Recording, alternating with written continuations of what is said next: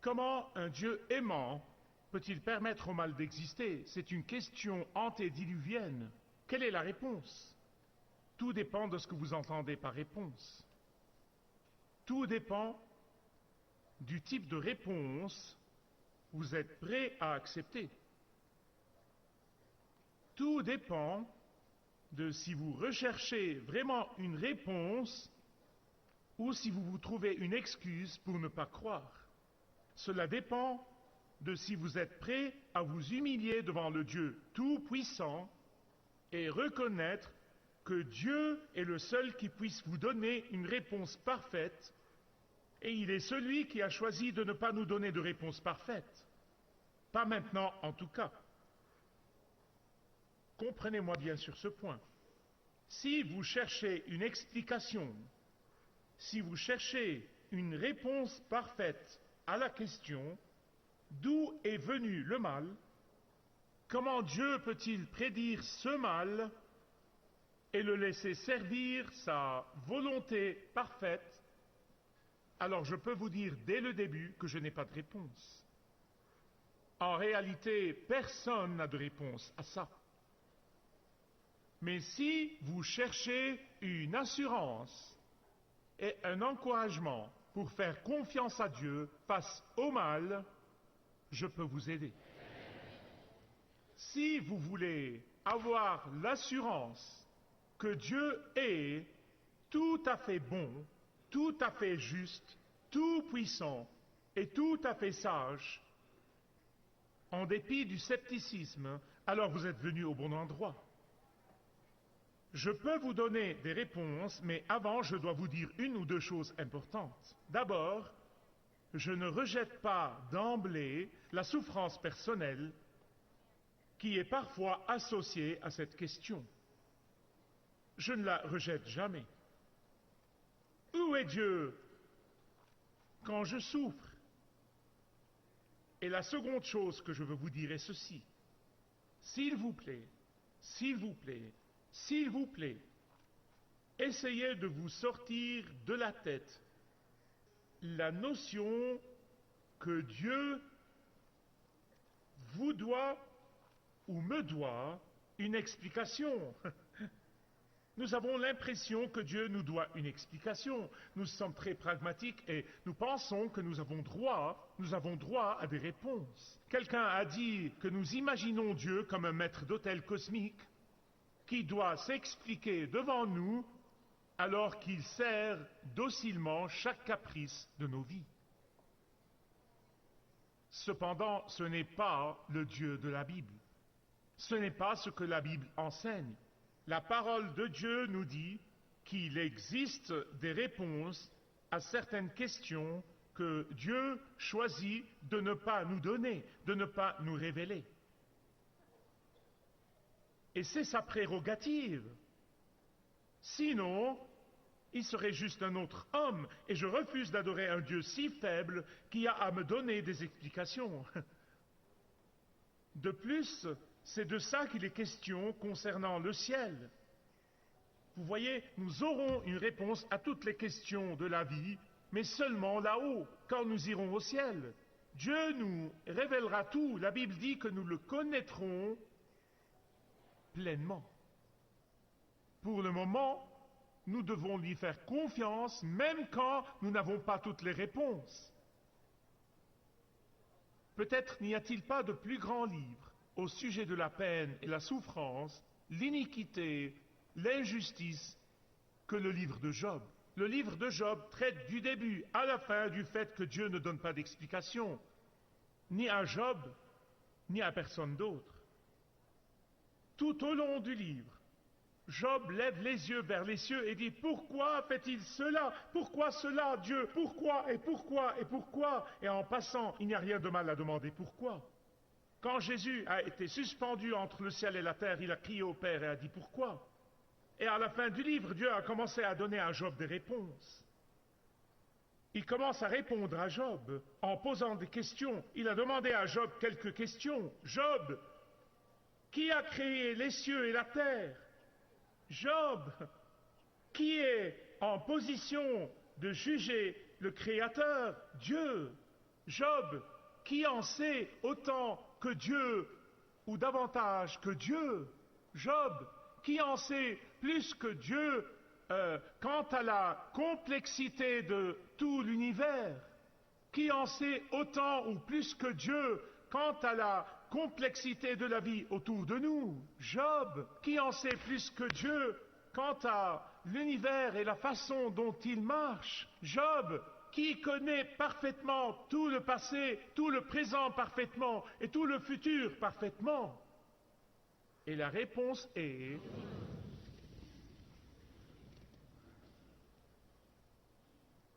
Laissez-moi m'adresser aux juristes dans l'Église, les avocats, les juges et ceux qui s'occupent de droit. Laissez-moi vous poser une question. Est-ce qu'un juge honnête peut vraiment rendre un verdict sans avoir toutes les preuves à l'appui?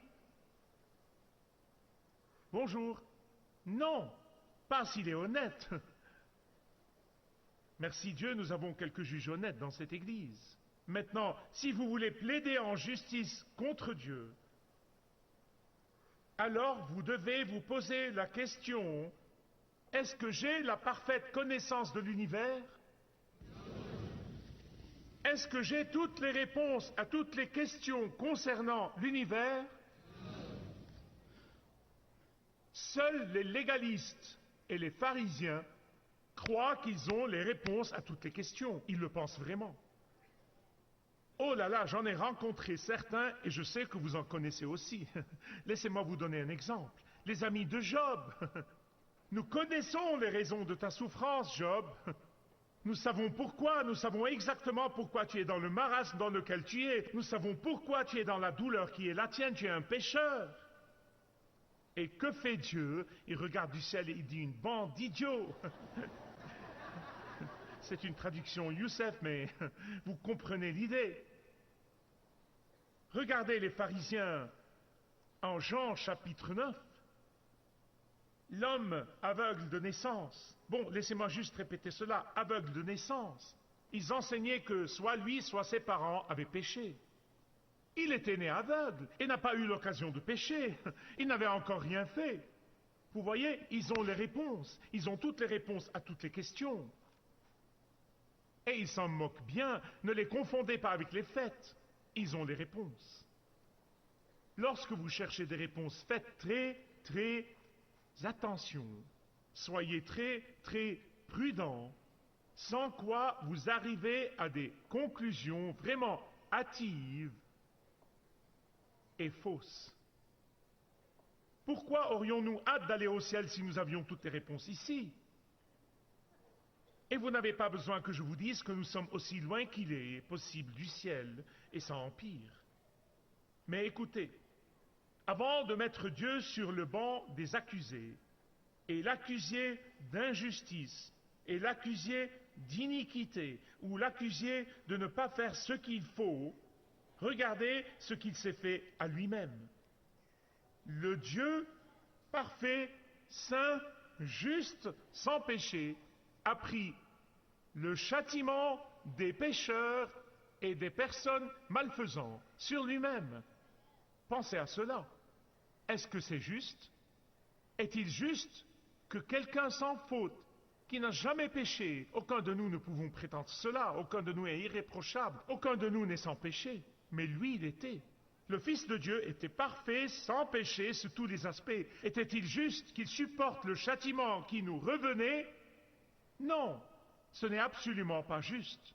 En fait, la Bible et la foi chrétienne est la seule foi dans tout l'univers qui traite entièrement de la question du mal. Elle traite de la façon dont le mal est entré dans le monde par le jardin d'Éden. Et elle répond et nous dit comment ce péché a laissé son horrible marque, pas seulement sur notre psyché, mais aussi sur la nature de la création dans son ensemble. Elle nous dit comment Dieu a fait avec ce péché et les conséquences de ce péché une fois pour toutes. Elle nous dit comment un Dieu aimant a pourvu au seul remède contre le mal. J'ai lu il n'y a pas longtemps l'histoire d'un docteur missionnaire qui travaillait dans un hôpital à Haïti. Et le docteur fut perplexe face à un homme amenant sa fille pour un traitement, et il fut particulièrement perplexe concernant son prénom. Quelque chose que je prononce vraisemblablement pas bien, Assis Dantis, ce qui veut dire assez dedans. Le docteur enquêta, posant au père des questions concernant sa fille, pourquoi il l'avait appelée assez dedans.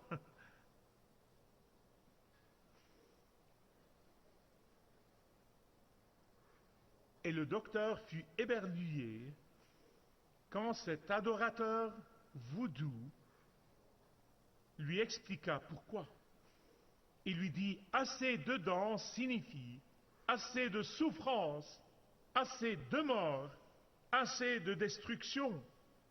Vous voyez, comme toutes les religions naturelles, les adorateurs voodoo croient qu'ils sont les victimes des coups de tête de ces esprits. Ces esprits peuvent vous faire des choses terribles si vous les mettez en colère. Mais ils peuvent vous laisser tranquille ou probablement vous faire un peu de bien si vous les apaisez, en leur offrant continuellement des choses.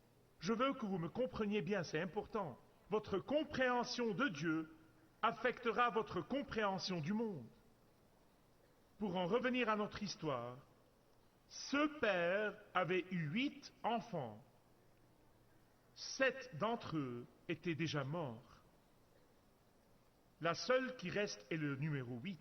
Alors les médiums et les chamans et les docteurs sorciers lui disent que pour apaiser ces esprits, il faut l'appeler assez dedans pour apaiser ces esprits. Maintenant, bien-aimés, l'histoire nous fournit une longue liste de dieux.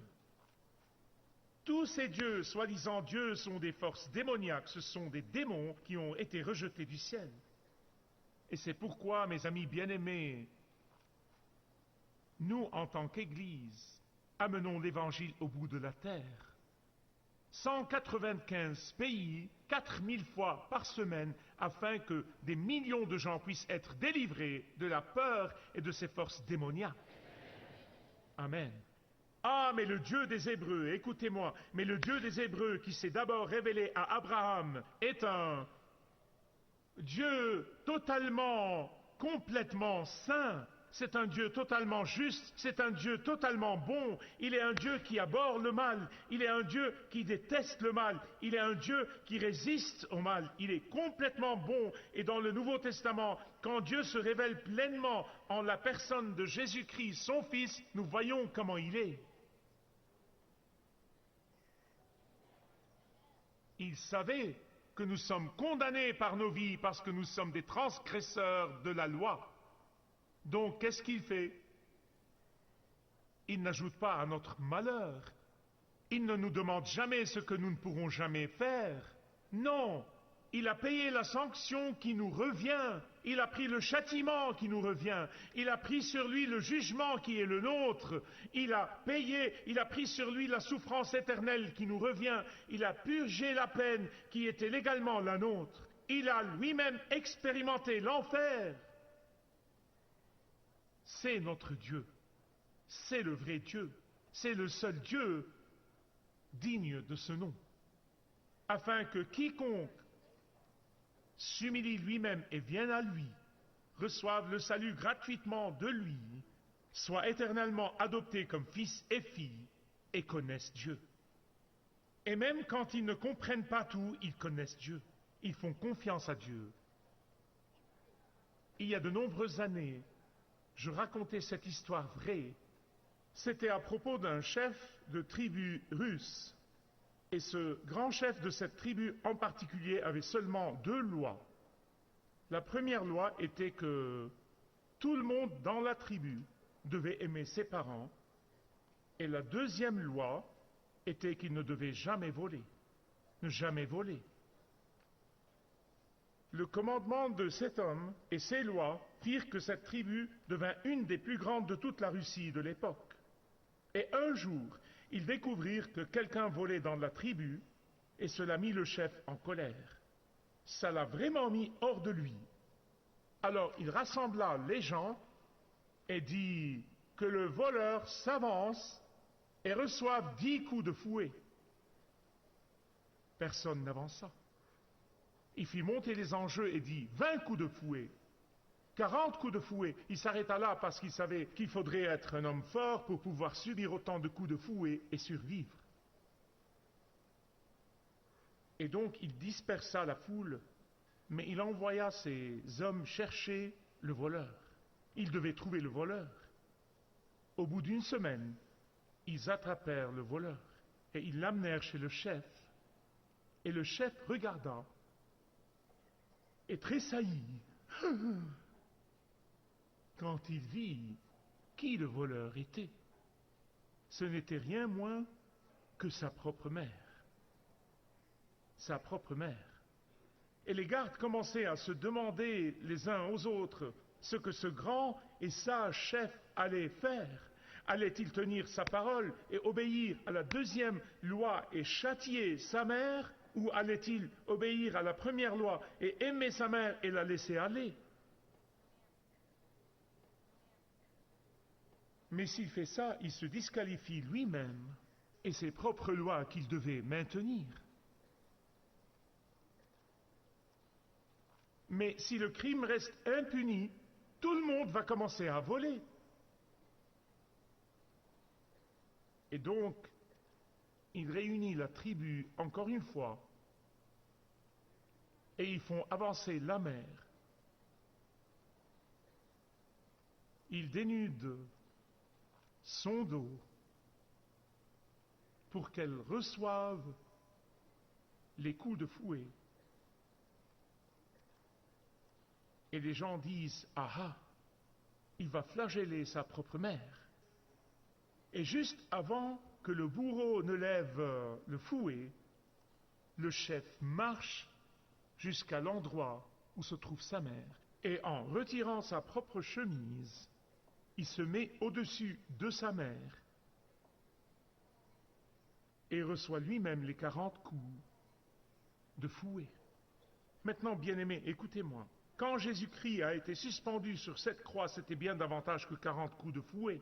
Mais cette séparation de Dieu le Père à ce moment-là, qui n'était jamais arrivée avant depuis toute éternité, est quelque chose que nous ne comprendrons jamais jusqu'à ce que nous allions au ciel. Mais il l'a fait pour vous et pour tous ceux qui viendraient à lui, en disant « Tu as fait cela pour moi ».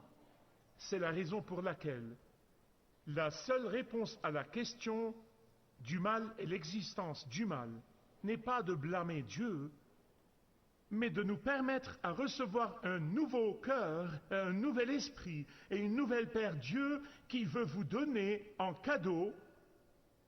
Car quand vous recevez ce nouveau cœur et ce nouvel esprit et cette nouvelle Père Dieu, vous allez pouvoir au moins dans une certaine mesure commencer à comprendre le problème du mal. Et vous allez commencer à comprendre comment notre Dieu est un Dieu puissant. Vous allez commencer à comprendre la vérité qui est dans l'Écriture. Quand vous aurez ce nouveau cœur et ce nouvel esprit, vous allez commencer à comprendre que Dieu fait concourir toutes choses ensemble. Toutes choses, les mauvaises choses, les bonnes choses, toutes choses, les choses difficiles et les moments difficiles et les moments faciles, les choses douloureuses et les choses plaisantes, les choses insensées et les choses sensées, toutes choses, Dieu les amène ensemble et les fait travailler au bien de ceux qu'il aime. Mais Paul continue, il ne s'arrête pas là, il continue. La plupart des gens s'arrêtent là, et même certaines personnes le sortent de son contexte, elles concourent au bien. Non, non, non, vous manquez l'idée principale. C'est pour ceux qui l'aiment. Au verset 31 de Romains 8, que dirions-nous donc en réponse à cela? Je veux dire que c'est quelque chose d'énorme, mais que dirions-nous donc si Dieu est pour nous? Qui sera contre nous? lui qui n'a pas épargné son propre Fils, mais qui l'a livré pour le salut de tous, comment ne nous donnerait-il pas aussi gratuitement toutes choses? Il continue, verset 36. Pour vous, nous sommes confrontés à la mort à longueur de journée. Nous sommes considérés comme des brebis qu'on mène à l'abattoir. C'était le témoignage de l'apôtre Paul. C'était la souffrance par laquelle il passait. Mais alors, il dit non, non, non. Mais dans toutes ces choses, nous sommes plus que vainqueurs par celui qui nous a aimés. Et ensuite, il continue. Car je suis convaincu que ni la mort, ni la vie, ni les anges, ni les démons, ni le présent, ni le futur, ni aucune puissance, ni la hauteur, ni la profondeur, ni qui que ce soit d'autre dans la création ne peut nous séparer de l'amour de Dieu manifesté pour nous en Jésus-Christ.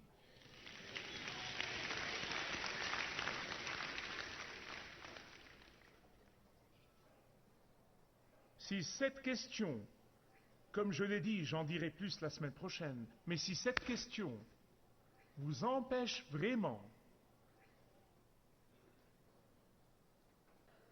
de venir à un Dieu aimant, si cette question vous empêche de venir à Christ, alors je vous implore de vous humilier vous-même devant lui et de lever les yeux vers le ciel et de dire: tu es juge et je ne le suis pas. Dieu, tu sais tout et pas moi. Tu es tout souverain sur tout ce qui existe et pas moi. Dites-lui que vous désirez ardemment recevoir ce nouveau cœur, ce nouvel esprit, cette nouvelle Père Dieu, afin de commencer à voir au moins le monde différemment. Car jusque-là, vous ne serez pas capable de voir le monde avec les yeux de Dieu, au moins avec le point de vue de Dieu, parce que quand vous venez à lui et vous recevez le nouveau cœur et le nouvel esprit et la nouvelle Père Dieu, alors vous comprendrez qu'il n'est pas le créateur du mal, il n'est pas l'auteur du mal, mais vous verrez que le mal ne peut pas le vaincre, que le mal ne peut jamais le battre, que le mal ne va jamais, jamais, jamais contrecarrer son plan à long terme et son objectif à long terme pour vous. Vous comprendrez qu'un jour, il va jeter ce malin qui est l'auteur du mal dans le lac de feu pour que tous ceux qui ont aimé Dieu, ceux qui lui ont fait confiance quand ils ne comprenaient pas, se réjouissent pour toujours et toujours et toujours avec lui dans le ciel. Amen.